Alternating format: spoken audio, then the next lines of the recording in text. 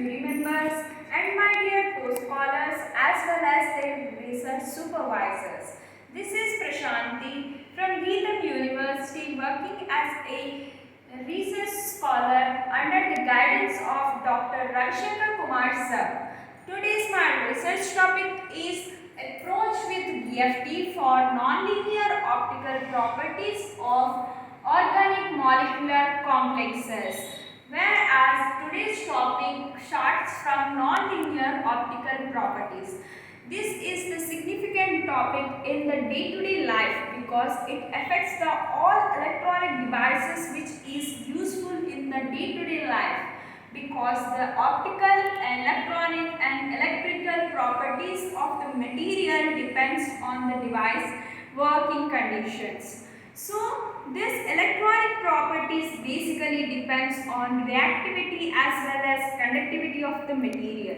This reactivity and conductivity of the material generally shown because of the charge transfer interactions happen in the molecule.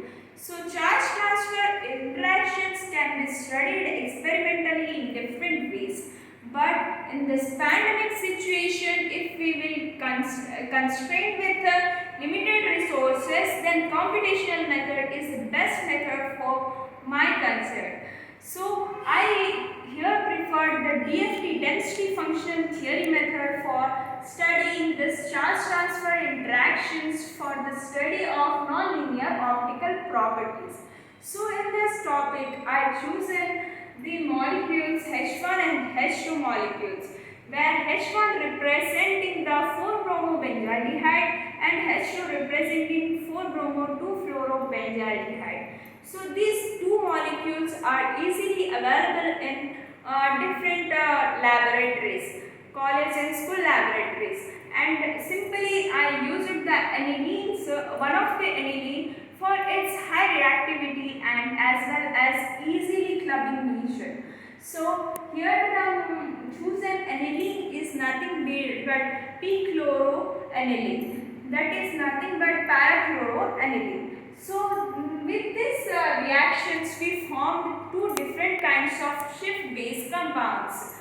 First one from 4-bromobenzyaldehyde and second one from 4-bromo-2-fluorobenzyaldehyde. We got two complexes named as SY5 and SY7. So for this studies, we observed here Gaussian packages and Gauss view 6.0 for the further study of these molecules. For spectra and data, I got the IR and Raman spectra of this shift-based compounds, where I observed C double bond N, which is combined with a CH bond, which is the lowest shift in molecules is shown, which is being clearly observed in the 1600 regions. So from this we got that the different bonding structure, molecular bonds are observed. Both characteristic and fingerprint regions are clearly observed in IR and Raman spectra, which confirms the molecular bonding existences. So now we will go for quantum chemical studies. Quantum chemical studies are generally done with HOMO-LUMO contours. HOMO-LUMO contours means highest occupied molecular orbitals, whereas LUMOs are lowest unoccupied molecular orbitals. These HOMO contours are numerically represented with ionization potential and LUMO contours represented with electron affinity. Electron affinity is due to the deficiency of electron in different energy gaps, and ionization potentials are due to the enrichment of electrons in the different contoured regions of the molecule. So this energy gap generally shows the reactivity of the molecule. If we consider about SY5 and SY7 complexes, this energy gap is reduced in the case of shift-based compounds, and as well as electronegativity and chemical hardness also decrease. That means it shows that these molecules are comparatively more softer from the beginning compounds just like H1 and H2. So this means the chemical softness is more, means they are maybe the softer molecules used in the condensed forms and liquid crystalline forms. We can experimentally observe their more values if further studies. And similarly, we can go for electrophilicity index. If electrophilicity index values are increased, means the molecule is more reactive in nature. So this electro energy gap as well as electrophilicity index directly proportional to the affects the nonlinear optical properties of the molecule. So reflectivity of the molecule shows the optical nature of the molecule. So reflectivity of the molecule, here we can observe that they are in negative sign for shift-based compounds. And electron Fermi energy and electro-optical in the optical frequencies also decreased in the case of complex molecules, which are showing the non-optical properties are more enhanced in the case of molecular complexes. So, if we will analyze the nonlinear optical properties, the dipole moment, polarizability, hyperpolarizabilities, and molecular refractivity are the key factors for nonlinear optical properties. If we observe the table, only in the case of dipole moment it is reduced, but polarizability, hyperpolarizability values are increased in the case of complex shift-based compounds. That means which is showing that they are giving good effective results for nonlinear optical properties. So here we can observe this cos theta table, which clearly showing that these values are less than 1. That means they are clearly nonlinear optical materials.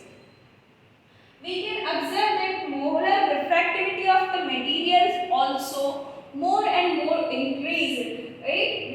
It nearly doubles the value of the materials. That means they are good products.